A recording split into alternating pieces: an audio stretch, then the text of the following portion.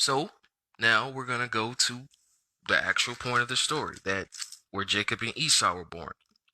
So it says this, and this is when they were born in the land of Canaan. So when her day, it says verse 23, Genesis 25, it says, and Yahuwah said unto her, two nations are in thy womb, and two manner of people shall be separated from thy bowels, and the one people shall be stronger than the other, and the elder shall serve the younger. So two nations in the womb, it just means two different bloodlines. It doesn't mean two different skin colors at all. And two manner of people shall be in thy womb. So it just means the way that they act. It's just the way that they act. And we're going to clarify that later on in this chapter. And when her days to be delivered were fulfilled, behold, there were twins in her womb. Twins. So it means that they will look similar. Not one be black and one be white. It makes no sense. And it says the first one came out red, all over like a hairy garment, and they called his name Esau. So this is what a lot of those camp members be like, oh, well, he came out red, so he must be a white man, right? Only the white man could get red in the sun. I'm like, so either you're implying that Esau had sunburn when he was birthed by Rebecca, either he was angry when he got birthed by Rebecca, or he was, he was blushing when he was birthed by Rebecca, because those are the only two things, the only three things that causes a white man to get red. That's it. Now we're gonna go into the concordance. We're gonna show you exactly what red means in the concordance. It says this: red, ruddy. Esau as an infant, ruddy. Who else was described as ruddy in the scriptures? King David. So when you say Esau is a white man, you're implying that King David is also a white man. This is in the Hebrew, and it said covered with hair like a fur coat, so they named his name Esau. Let's see. Who is Esau the progenitor of? It said the eldest son of Isaac and Rebekah, and twin brother of Jacob. So the birthright for food when he was hungry, and the divine blessing went to Jacob, the progenitor of the Arab peoples. Not a white people, okay? Arabs.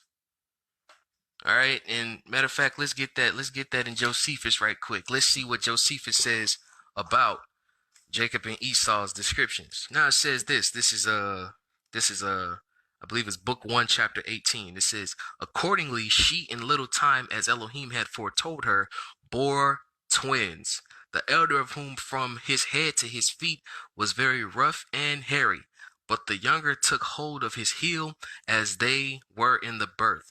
Now the father loved the elder, who was called Esau, a name agreeable to his roughness. For the Hebrews called such a hairy roughness Esau, or seer, but Jacob the younger was best beloved by his mother. So the only difference between Jacob and Esau, that they were hairy. So by saying that Esau is the white man, and putting your logic with Josephus, if the only difference between Jacob and Esau is that Esau was hairy, that means that Jacob could have been white. So by saying Esau is white, you're saying Jacob is white. But let's go back to verse 25. Y'all be like, well, who else is hairy? The white man. Okay, well, let's go to 2 Kings 1 and 8. Let's see what 2 Kings 1 and 8 says about Elijah the prophet. Let's see if being hairy actually makes you a white man. 2 Kings 1 and 8. And it says this: and they answered him, and he was an hairy man, and girt with girdle of leather about his loins. And he said, it is Elijah the Tishbite.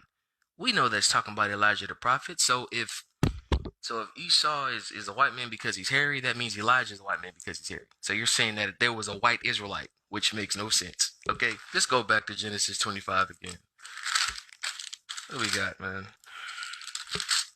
Here we go. So verse 27, it says this: and the boys grew, and this is talking about the two manners right here. And the boys grew, and Esau was a cunning hunter, a man of the field, and Jacob was a plain man dwelling in tents. So keep this in mind. They were born in the land of Canaan. So if Esau was white, what makes you think he could have dwelt in hot-ass Canaan, Africa, in the field with the sun beaming without being fried or cooked to death. If he was white, we know Israel already, which is the land of Canaan, already has the fourth highest skin cancer rate in the freaking world. So how could he have been a white man dwelling in hot ass Africa or hot ass Canaan with no sunscreen? He was a man of the field. All right, now let's go to verse 28. Let's see if this is really talking about a white man. And Isaac loved Esau because he did eat of his venison, but Rebekah loved Jacob. So I know a lot of y'all say, well, the white man loved red bloody meat. So I mean, Isaac kept the law, right? So that'd be a whole total contradiction. That would mean that Isaac loved bloody red meat because of his son. When that's not true at all. But let's go to verse 29. It says, and Jacob sawed pottage, and Esau came from the field, and he was faint. So y'all be like, well, look, it was pottage right here. Let's talk about meat. It's talking about meat, red meat. Verse 30, it says, Isaac said to Jacob, feed me, I pray, with some of that red pottage, for I am faint. Therefore, his name was called Edom. See, y'all focus on that red pottage part. Y'all be like, well, see, look, it was red meat, red bloody steak. Who else eat red bloody steak on the planet? We know the white man love bloody steak. Well, let's see what verse 31 says. It says, Jacob said, sell me today this birthright. And Esau said, behold, I am at this point to die. What profit shall this birthright do to me? And Jacob said, swear to me this day. And he swore to him, and he said, and he sold he sold unto his birthright Jacob. Then Jacob gave Esau bread and pottage of lentils. Not beef, but lentils. And he did eat and drink and rose up, went his way, and thus Esau despised his birthright. So let's look up what lentils look like. And we know it's red pottage, so red lentils. And guess what, buddy? It's not steak either. Watch this. What is that? Red lentils. Those are beans. Beans. Let's go to images. Straight beans, man. Beans. And lentils come in multiple colors. So, of course, they were going to be specific about red lentils. Let's continue. And I know a lot of y'all like to go to the New Testament with this one right here. That y'all think y'all cut somebody. Hold on. Let's go to Hebrews 12 and 16. It says this, lest there be any fornicator or profane person as Esau, who for one morsel of meat sold his birthright. Now, that's how I know a lot of people who subscribe to that Esau the white man doctrine are unlearned, because you don't know what meat means according to the script. Let's go to Genesis 1:28. Let's see what meat means actually according to the script. All right, so Genesis 1:28, it says this, and Elohim blessed them, and Elohim said unto them, be fruitful and multiply, and replenish the earth, and subdue it, and have dominion over the fish of the sea, and over the fowl of the air, and over every living thing that moveth upon the earth. And Elohim said, behold, I have given you every herb bearing seed which is upon the face of the earth, and every tree in which the fruit of the tree yielding seed, to you it shall be for meat. Not steak, not a chicken wing platter, not a cheeseburger, but meat. Okay? That's what meat means. And let's go to a scripture y'all like to use against Christians for eating pork. Let's go to Isaiah 66. Let's see if meat actually means actual flesh. Let's go to that. It says this, they that sanctify themselves and purify themselves in the gardens behind one tree in the midst, eating swine's flesh, not swine's meat, swine's flesh, and the abomination in the mouth shall be consumed together, saith Yahuwah. Let's get another witness from Exodus. Let's go to Exodus 16:3, and we're going to look up what this actually looks like. All right, hold on. I'm going to look it up right quick because, I like to provide sources. Right, so it says this, and the children of Yasharal said unto them, would Elohim we had died by the hand of Yahuwah in the land of Mizraim? Would we sat by the flesh pots? And when we did eat bread to the full? For ye have brought us forth into the wilderness to kill this whole assembly with hunger. Now let's keep this in mind. It said, when we sat by the flesh pots. Let's see what flesh pots of Egypt look like. These look like pots you would cook meat in, right? Flesh pots, right? There was actually a picture of it going, hey, look, you're cooking meat in it. That looks like meat, right? Flesh pots. Ooh, here's another one right here. You see, you got pig flesh everywhere, all around there. You got the snout and the rest of the meat.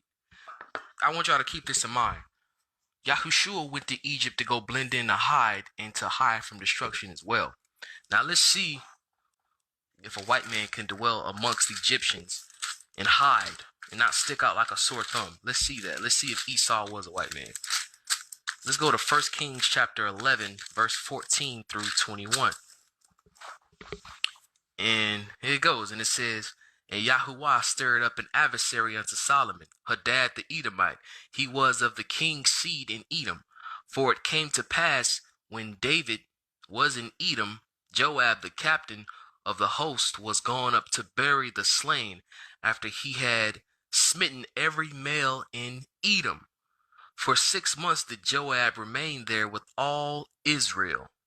He had cut off every male in Edom. That Hadad fled, and he certain Edomites of his father's servants with him to go into Egypt. Edomites going into Egypt. Now, if they white, how are they going to dwell there or blend in there? It don't make sense. Let's go. Hadad being yet a little child. And they arose out of Midian and came to Paran, and they took men with them out of Paran. And they came to Egypt unto Pharaoh, king of Egypt, which gave him an house. So, according to history, we know white skin is an abomination to the Egyptians. So they would have slayed Hadad on the spot if he was a white man. But instead, the Pharaoh gave him a house to live in. And he hid amongst Egyptians. Huh? All right. And appointed him vassals and gave him land. And Hadad found great favor in the sight of Pharaoh, so that he gone to him to the wife of his own, so that he gave him to wife the sister of his own wife, sister of Taphanes the queen. And the sister of Taphanes bare him Genubath his son, whom Taphanes weaned in Pharaoh's house. And Genubath was in Pharaoh's household among the sons of Pharaoh. And when Hadad heard in Egypt that David slept with his fathers, and Joab the captain of the host was dead, Hadad said to Pharaoh, let me depart, that I may go into mine own country. Now, we're going to look up King Hadad. All right, of Edom. And we're going to look at the images, because there's a statue of him going around. There's actually a statue and a relief of him going around. Watch this. Look at this. Now keep this in mind. Verse 14 said, Hadad the Edomite, he was the king's seed in Edom. So that means he was a king. He was royalty. Look at this relief right here. Does that look like a white man to you? Look at his hair. And we know Europeans always blow the nose off of black statues. So if he was a European, why would they blow off his nose for? And look at what it says. Sculpture of King Hadad. Look at that. Look at this relief of King Hadad. Look at that hair. Look at that hair. Does that look like the hair of a white man to you? Does that look like the face, the nose? Does that look like a white man to you, man? No.